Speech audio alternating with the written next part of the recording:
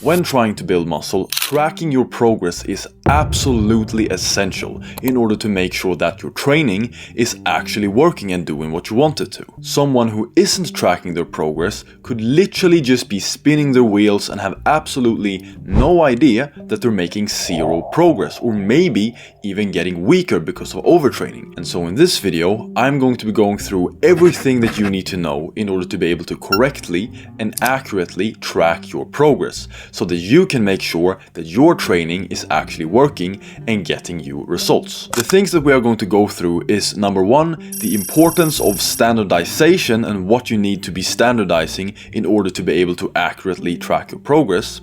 Second is useful tools for tracking progress. And third, we are going to go through what I personally use to track my progress and to track my workouts. But before I get into that, like always, real quick, let me just introduce myself. My name is Alphonse. Here we'll talk about how to maximize your results from your training with as little time spent in the gym, with as little risk of injury as possible. As you probably have noticed by now, I'm far from the biggest guy giving fitness advice on YouTube, but I'm an absolute mega super nerd when it comes to everything about exercise, and I've been completely obsessed with learning as much as I can about it ever since I was 14 years old. And if you're humble enough to listen to someone like me who isn't absolutely huge and might even be smaller than you who's watching this right now, then I could definitely teach you some stuff and help you to avoid making little to no progress, just spinning your wheels like I first did when I first started training and knew absolutely nothing about any of this stuff.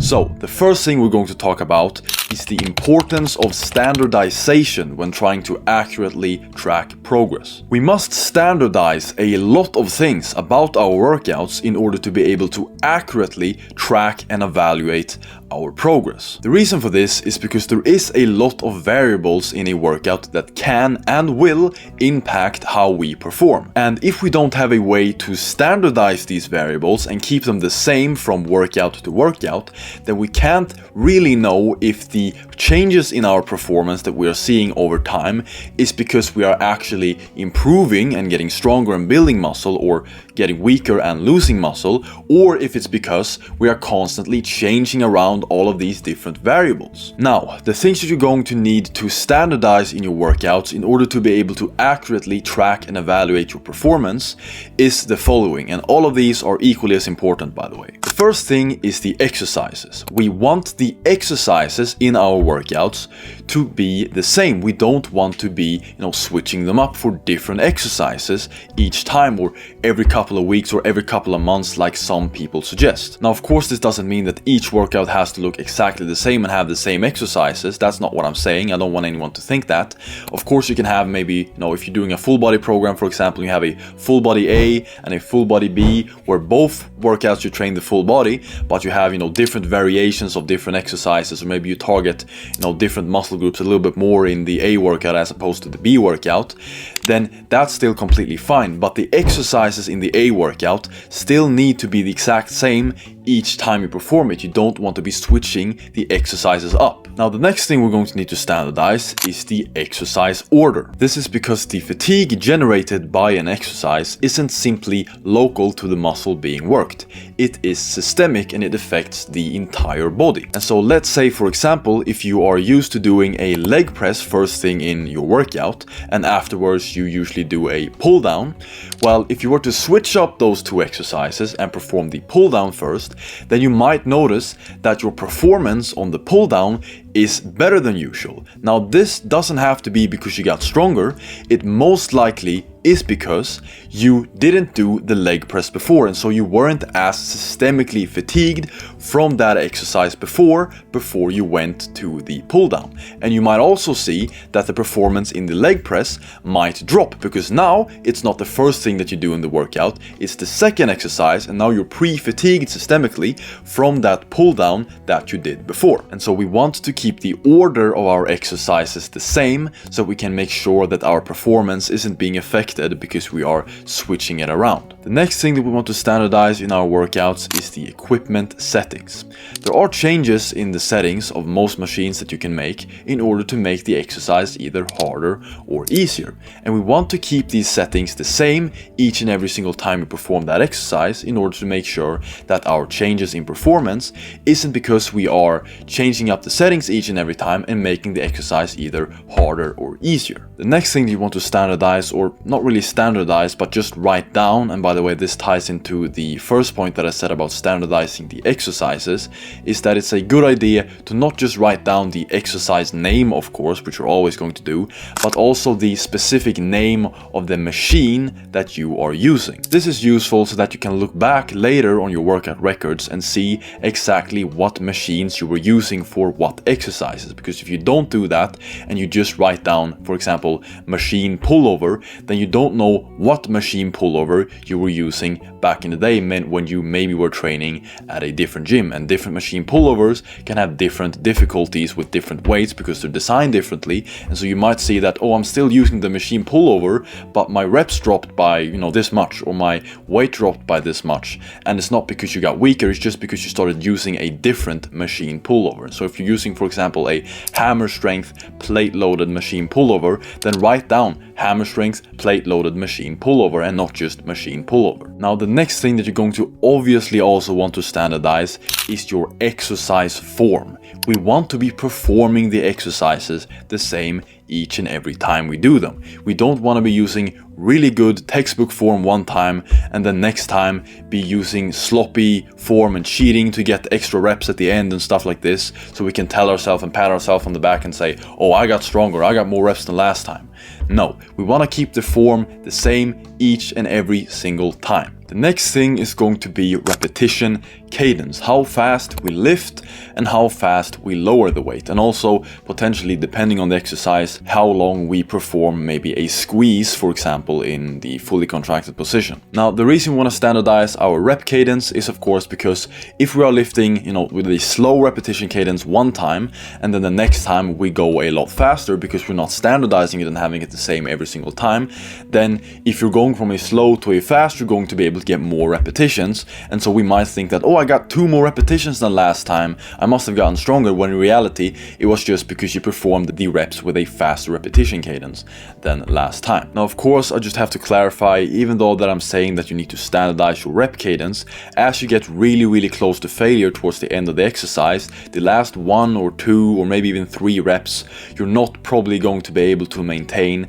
the repetition cadence that you were aiming at. This does not mean you should stop the exercise, you should still keep going until you get to failure, but just take that into account, that the last 1 or 2, maybe 3 reps of the exercise as you get really close to failure are not going to be able to be maintained probably in the repetition cadence that you have chosen. And the next thing to standardize is going to be rep ranges, and of course I don't have to explain what a rep range is because I think everyone knows what it is. Now these two that I just mentioned is a way of standardizing the time under load, or the time under load range, and I'm not going to get into this here because I've talked about this in previous videos about other stuff, but the time under load, the amount of time it takes you to from start of the exercise until you reach momentary muscle failure, is what we actually care about. The amount of repetitions that you get is completely irrelevant. The only reason we count our repetitions is because we can use it as a measurement to see if we are getting stronger over time. But we of course can't use the repetition count as an accurate measurement of if we are getting stronger over time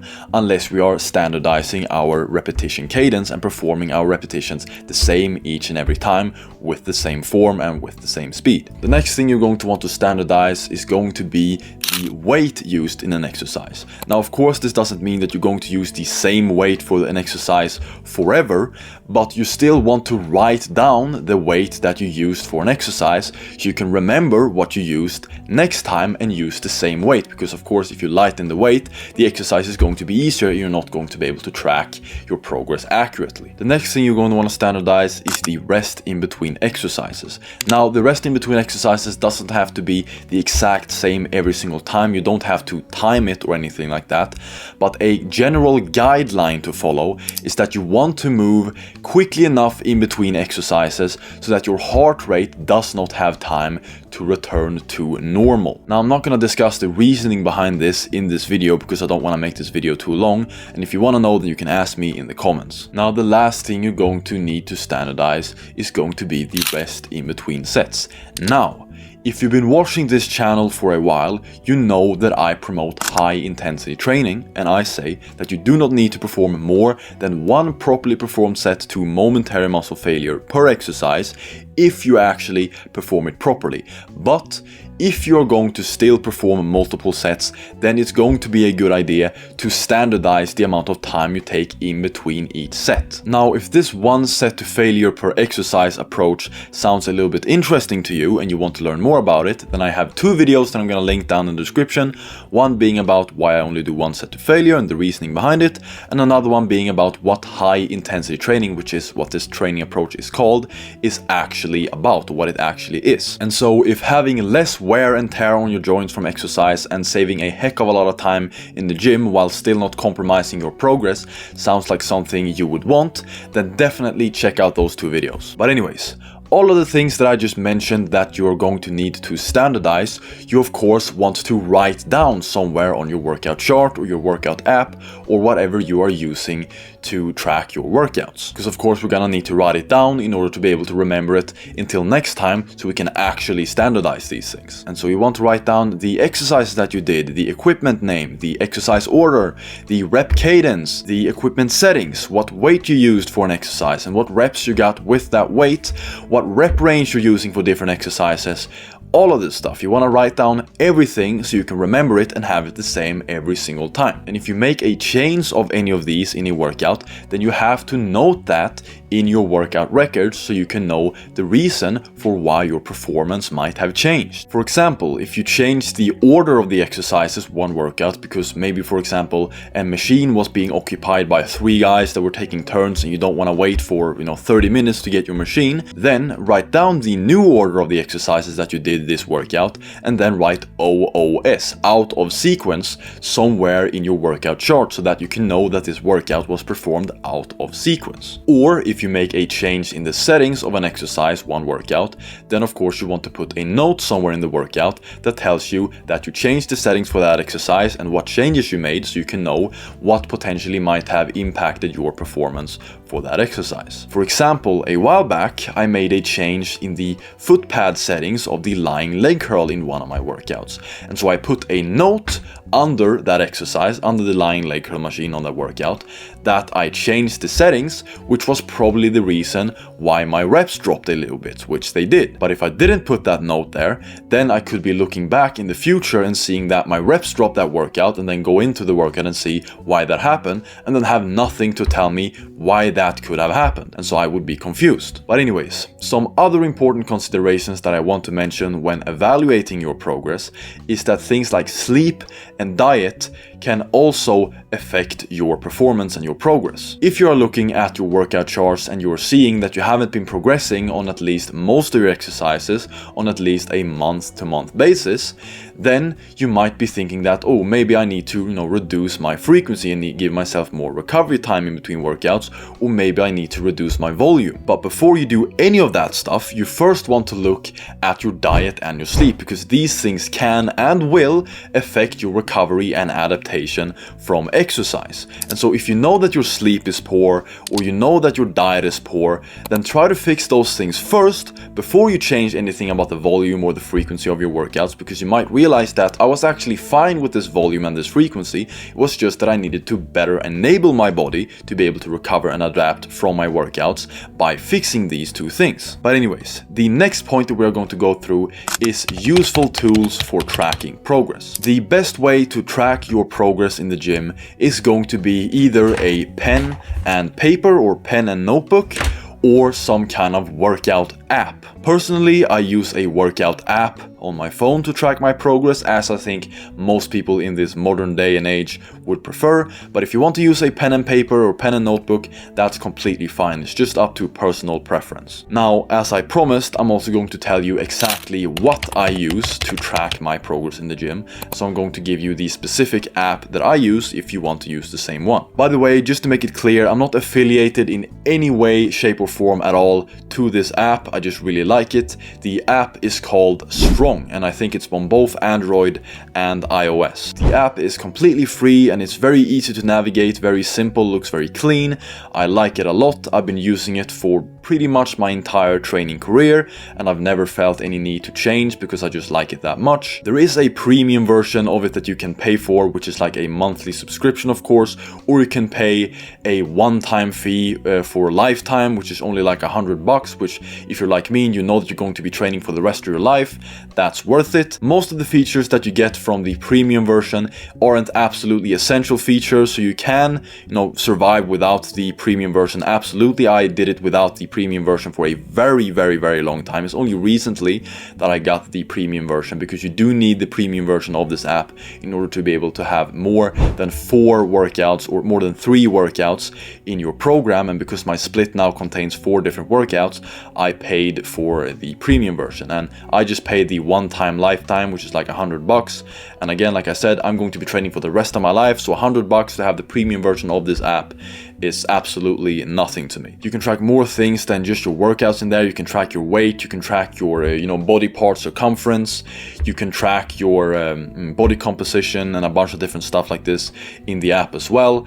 Some of these are pro features, but tracking the weight and stuff like this, the simple ones aren't pro features. They're not that much of an asshole, the people who made this app. I have tried a couple of different workout apps to compare to this one. I have tried, I believe, the Gymshark workout app, which I really didn't like it that much personally. I've also tried some other ones that I can't remember the name of, which I again also didn't like that much. And every single time I recommended this app that I use, Strong, to any of my friends, they all said that they loved it. It doesn't seem to be very well known, but that doesn't really matter because I think it's great. And if you want to try it out, then try it out. Again, it's free. You don't have to pay for the premium version right away. And yeah, I just like it a lot. But anyways, guys, that's all for this video. I really hope that you liked it. I'm sorry if this video became a little bit longer than usual. There was a lot of things that I felt that I wanted to include in this in order to give you guys the correct information and the proper amount of context, so there wasn't any misunderstandings. But yeah, if you felt like you learned at least something from this video, then please don't forget to leave at least a like on this video. And if you want to see more videos like this with useful fitness tips from me in the future, then also don't forget to click that subscribe button and ring that notification bell so you can be notified the next time that I upload. But with that being said, I'll see you all in the next video next time. Peace.